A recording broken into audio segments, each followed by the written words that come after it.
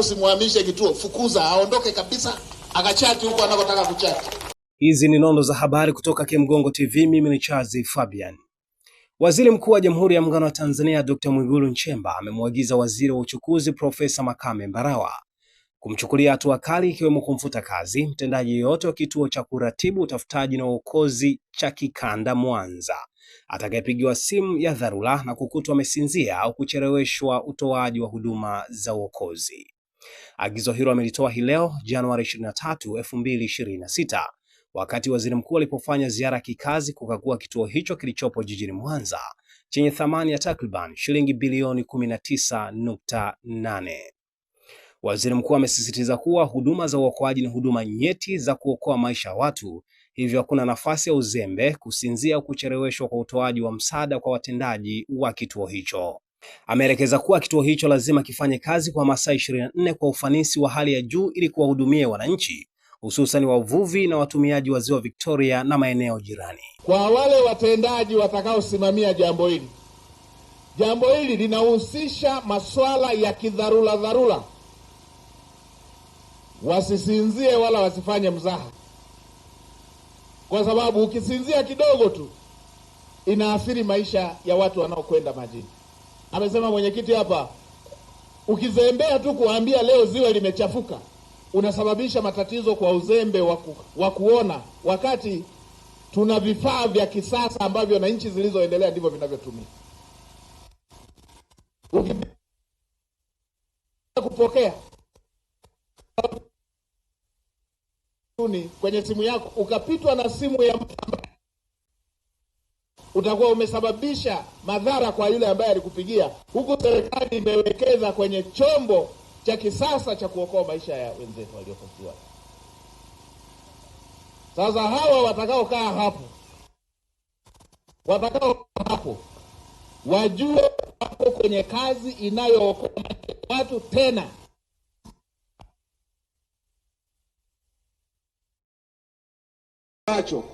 Na ni wao watu wanaozingatia.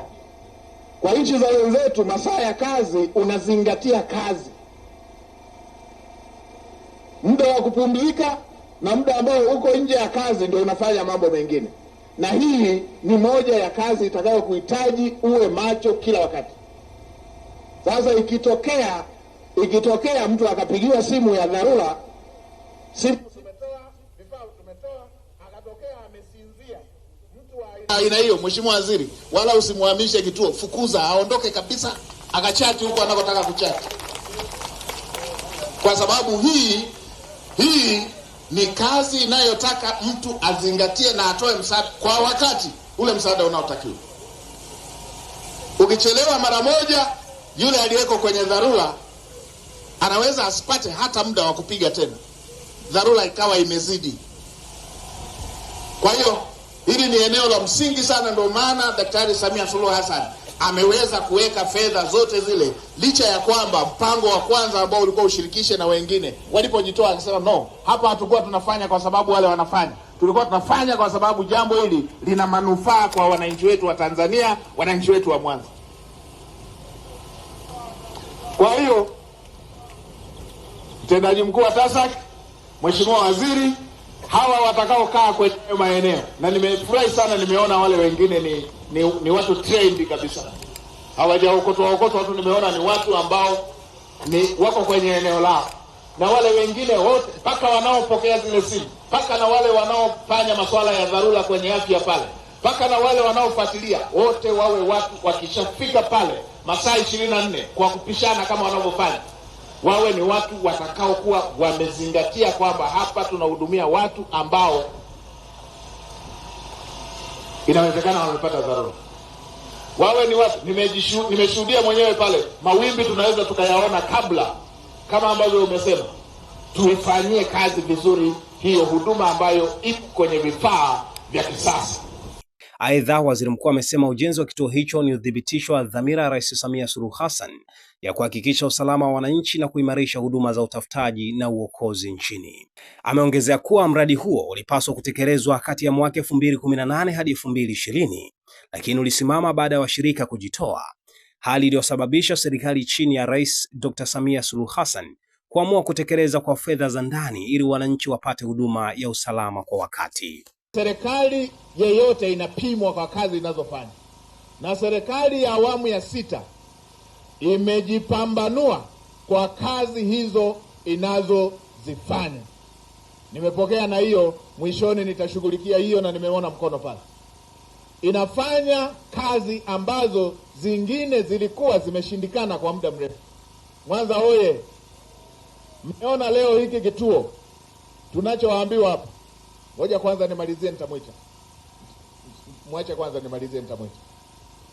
Tumeelezewa hapa kituo hiki ambacho tunakizindua leo kwamba ilikuwa kijengwe tangu mwaka 2018 kwenda 2022, na kilikuwa kijengwe kwa ushirikiano na wenzetu wa nchi jirani, na baadaye wenzetu wa nchi jirani wakajitoa. Lakini serikali ya awamu ya 6 inayoongozwa na Daktari Samia Suluhu Hassan akasema tutakijenga sisi wenyewe kama Watanzania, ili wavuvi wetu na wananchi wetu wanaotumia ziwa Victoria waweze kupata huduma hii. Hicho ni moja ya kipimo cha serikali inayojali wananchi wake. Serikali inayojali wananchi wake na maisha ya wananchi wake haijali gharama, inajali maisha ya Watanzania. Na hii ni moja tu ya miradi iliyokuwa imekwama siku nyingi, lakini alivyoingia jemedari amekuamua. Mojawapo ndio huu, lakini ipo miradi mingine ya maji, ipo miradi mingine kwenye elimu, ipo miradi mingine kwenye sekta zingine. Na hii ilikuwa kauli yake kwamba miradi iliyoanzishwa na mtangulizi wake ataikamilisha. Huu ni mradi ambao ulikuwepo kwenye mpango, ukasuasua, na yeye ameutekeleza, umekamilika kama mnavyoona. Ndio maana nilisema tungetaka kuitaja jina kwa Kisukuma hii serikali, tungesema ngono jitola mabambas. Ametindua na eneo ambalo lilikuwa linaonekana ni gumu. Na sio hiyo tu. Nimeona pale kwenye taarifa wakati mtaalamu wetu anatuambia hii fedha nyingine imetoka Benki ya Maendeleo ya Afrika na ni mkopo. Na fedha ikishakuwa ni mkopo ni fedha ya Watanzania, kwa sababu mkopo huo utarejeshwa kwa fedha ya Watanzania. Ingekuwa msaada tungesema tumepata msaada, kwa sababu msaada haurejeshi kwa aliyekusaidia. Lakini kama ni mkopo, ni mapato yetu kwa utaalamu wa utekelezaji wa miradi.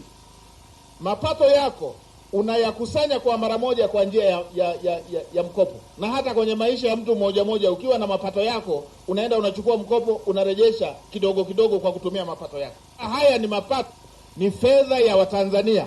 Kwa hiyo bilioni 19.8, takriban bilioni 20 ni fedha ya Watanzania, na kwa ajili ya kuwajali Tanzania mradi huu umetekelezwa.